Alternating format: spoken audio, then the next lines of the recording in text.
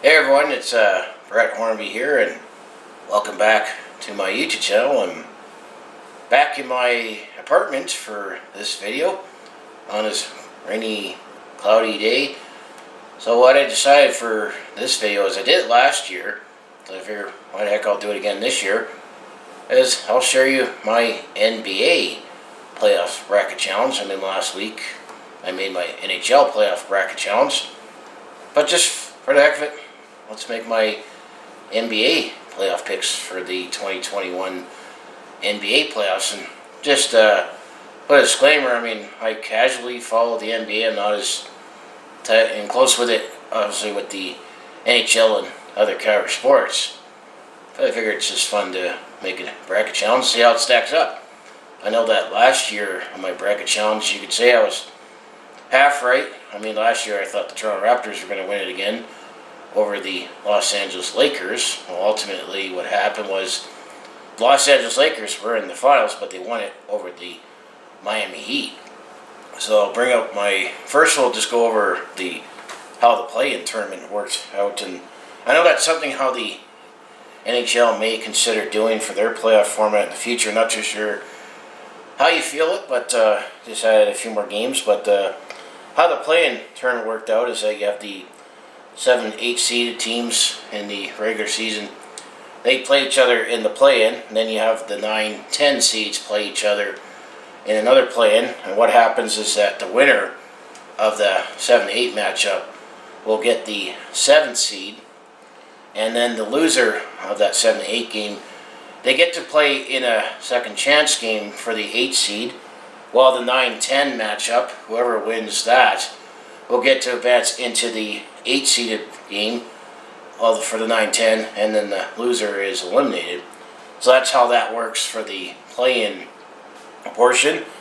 So how that worked in the Eastern Conference, you had the Boston Celtics, who had the 7th seed, taking on the Washington Wizards, the 8th seed. And how it worked out is Boston beat Washington 118-100, so Boston got the 7th seed. So the 9-10 game, you had the Indiana Pacers, the Charlotte Hornets, Indiana 9, Charlotte 10. And it was actually Indiana who beat Charlotte 144-117. So Indiana moves on into the 8-seeded game to take on the Washington Wizards, while the Charlotte Hornets are eliminated. And then ultimately in the 8-seeded game, you had the Washington Wizards defeated the Indiana Pacers 142-115. So ultimately the final seeds for the 7-8 were the 7-8 in the regular season. So you had Boston Celtics get the 7th seed and the Washington Wizards get the 8th seed in the Eastern Conference. So there was no upsets, you could say, that happened in there. So now if we shift our focus to the Western Conference play-in series, you had the Los Angeles Lakers taking on the Golden State Warriors for the 7-8 play-in. And then you had the Memphis Grizzlies for the 9-10 with the San Antonio Spurs. So in the first play-in game, you had the Los Angeles Lakers defeating the Golden State Warriors 103-100, so that the Los Angeles Lakers took the 7th seed. And then the Golden State Warriors get to play in the 8-seeded game. And then you had the Memphis Grizzlies defeated the San Antonio Spurs 100-96. So the Memphis Grizzlies move on to play the Golden State Warriors in the 8-seeded game, while the San Antonio Spurs season is done.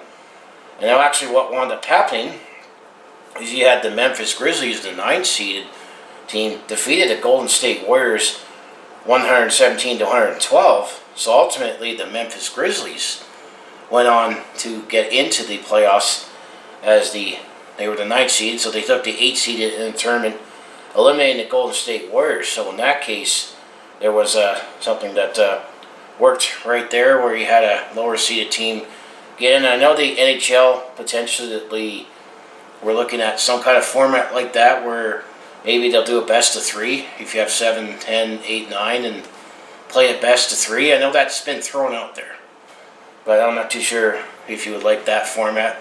It does bring more urgency to be in the top 6, so you don't have to worry about getting in. Well, that might give some hope for some teams that are in the 9, 10, 11, 12 area, where they were like, well, if we can at least get in, we can still have one, potentially a couple more games. So that was how the NBA did it for the play-in. This is their first season of having that, with their first full season. I mean, last year was all unique anyway, where I know the NHL did the play-in series just to kind of close out the season. Finally found that right balance. Same with the NBA, where they had their 22-team playoffs, where it was teams that are still alive. So that was the play-in series. So now let's actually get to my bracket. So, what I'll do is I'll do the East first and then the West, playing the way through to find out who's ultimately going to meet in the finals. And who do I ultimately think is going to win the championship? I know that on the NBA website, they actually have a randomizer to, if you wanted to fill out your bracket. So, I mean, I casually follow the NBA, but I always generally find that when it comes to the NBA playoffs, there's a little less drama and a little less upsets when compared to the NHL playoffs, just how the game and the teams are structured. So I don't have too many upsets, to be honest. But there's a few that I kind of picked out. So if we're going the Eastern Conference first, the 1-8 matchup, you have the Philadelphia 76ers and then the Washington Bullets, number 8, after quickly going over the play-in format. I don't see an upset here. I have the Philadelphia 76ers defeating the Washington Wizards in 5 games. And then the next matchup, we'll have the New York Knicks and the Atlanta Hawks. Well, New York Knicks being the 4th seed and the Atlanta Hawks being the 5th seed. Looking at the season series, I actually have the Atlanta Hawks winning this one in 6 games over the New York Knicks. So that would set up a Philadelphia 76ers and Atlanta Hawks second round matchup if that happens. So to continue working way down the bracket for the first round matchups in the NBA playoffs in the Eastern Conference, you got the 3-6 matchup where you got the Milwaukee Bucks, number 3, and the Miami Heat, number 6, last year's finalists. I don't have the Miami Heat going back to the finals this year, as I have the Milwaukee Bucks defeating the Miami Heat in 6 games. So then the last matchup in the Eastern Conference in the first round, you got the Brooklyn Nets and the Boston Celtics, and kind of based on seeing how the season series went, I give this one to the Brooklyn Nets in 5 games. So that would set up that matchup where you have the Brooklyn Nets hosting the Milwaukee Bucks into the second round. So now if we go into the second round in the Eastern Conference, you have the Philadelphia 76ers and the Atlanta Hawks. If this happens in the semifinals, I have the Philadelphia 76ers defeating the Atlanta Hawks in 6 games to go into the conference finals. So who would the Philadelphia 76ers meet? If my bracket, well, I got the Milwaukee Bucks actually defeating the Brooklyn Nets in 7 games. I figured that would be a great matchup. So my conference championship, when it comes to the Eastern Conference, as they say, I have the Philadelphia 76ers, number 1, taking on the Milwaukee Bucks, number 3. And in this case, I have the Milwaukee Bucks advancing in 7 games. So I have the Milwaukee Bucks coming out of the Eastern Conference when it comes to the NBA playoffs in my bracket picks. So that's what I have for the East. So now let's shift our focus over to the West, as the 1-8 matchup in the Western Conference in the first round. I have the Utah Jazz taking on the number 8 Memphis Grizzlies after going over the play-in series. I don't think this is going to be much of a matchup right here, as I have the Utah Jazz winning this one in 5 games. So I got Utah moving on. So then the next matchup, you got the number 4-5 matchup where you have the Los Angeles Clippers, number 4, taking on the Dallas Mavericks, number 5. This one I have the Los Angeles Clippers winning this one in 6 games, so that would set up a Utah Jazz and Los Angeles Clippers second round matchup in the Western Conference. So now if we go down to the other matchups in the first round in the Western Conference, the number 3-6 seed matchup is you got the number 3 seeded Denver Nuggets taking on the number 6 seed Portland Trailblazers.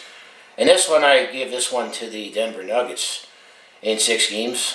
Figure that's a good matchup. But the last matchup, I think this is going to be interesting just because of the LeBron James factor. As you got the number 2 seeded Phoenix Suns taking on the number 7 seeded Los Angeles Lakers. And this is, I guess you could say, where I have my first and only major upset in this bracket.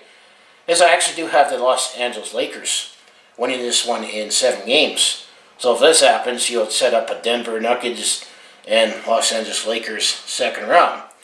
So now if you go into the second round for the first matchup, which would be 1-4, the number 1 seeded Utah Jazz taking on the number 4 Los Angeles Clippers. Could we potentially say another battle of Los Angeles?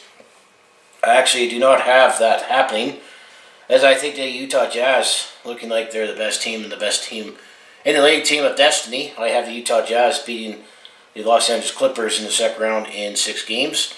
And then the other matchup, where I got the Denver Nuggets taking on the Los Angeles Lakers for the 3-7. That's will work out. I do have the Denver Nuggets winning this one in 5 games to set up Utah and Denver Western Conference Championship. That definitely make a great rivalry given the closeness of the states. So who do I have winning the Western Conference to take on the Milwaukee Bucks in the NBA Championship, NBA Finals? I do have the Utah Jazz, the number 1 seed, defeating the number 3 seeded Denver Nuggets in 6 games. So if this all goes out as planned in my bracket, we're going to have the Utah Jazz taking on the Milwaukee Bucks for the championship. So who do I have winning the Larry O'Brien Trophy in the NBA playoffs? I think, as I mentioned, I think the Utah Jazz is the team of destiny, the best team in the league. That's generally how it always feels like with the NBA. That, I mean, the only upset you might get is like if it's a heavyweight matchup where you get like a 1-2 seeded. But I do have the Utah Jazz beating the Milwaukee Bucks in 6 games, so I think the Utah Jazz, that's who I have picking to win the NBA playoffs. And I guess I keep in mind, I do casually follow the NBA. I'm not as up close to it as much when it comes to the NHL, but I don't see too many surprises that happen more often than not when it comes to the NBA playoffs compared to the NHL playoffs. I mean, my NHL bracket, I mean, you can still watch that video to look at my picks. Well, kind of already going to say my bracket is already busted. It looks like it's going to be even more busted considering how the series are going right now.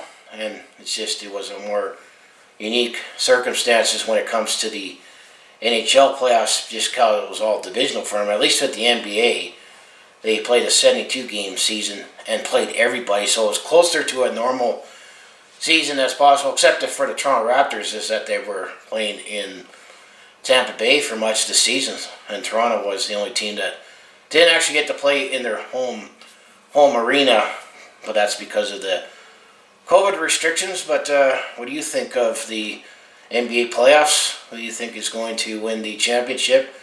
Who do you see going through? I mean, this is just my opinion, and I casually follow the NBA, but the NHL playoffs I definitely follow a lot more closely, and the Stanley Cup Finals. But I mean, it was surreal a couple years ago for the Toronto Raptors to see them win the championship in 2019, and it seems like that was so long ago, but it was definitely great to see for Canada. But there just seems to be a little less drama, in my opinion, when it comes to the NBA playoffs, especially when you have some eras of super teams. But it is what it is. There's always bound to be some upsets, and something will happen to bust my bracket. And who knows, maybe this will be the year that you'll have like a couple 4 seeds or 5 seeds being in the finals. You never know.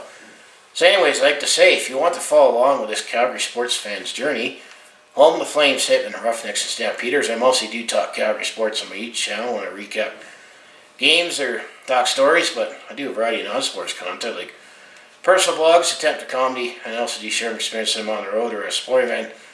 And this past weekend, in the long weekend, I've definitely done a lot more vlogging on the go, which is what it is. It's been a fun way for me to get out and just see the city, share my experiences, and most recently I've shared a couple schools that I went to during grade school in the past and share reflections of that.